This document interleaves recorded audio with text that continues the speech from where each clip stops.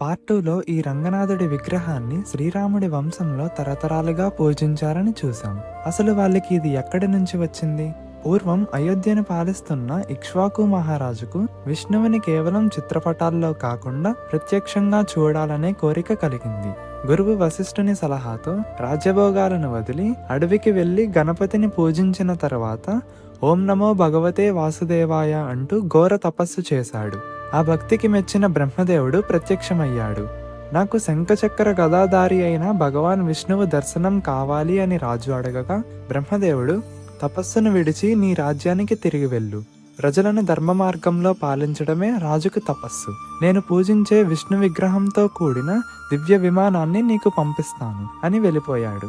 ఇక్ష్వాకుడు ఆ విమానాన్ని అయోధ్యలో ప్రతిష్ఠించాడు. అలా అది ఇక్ష్వాకులకు కులదైవంగా మారింది. కానీ సృష్టికర్త అయిన బ్రహ్మకు ఈ విగ్రహం ఎక్కడి నుంచి వచ్చింది?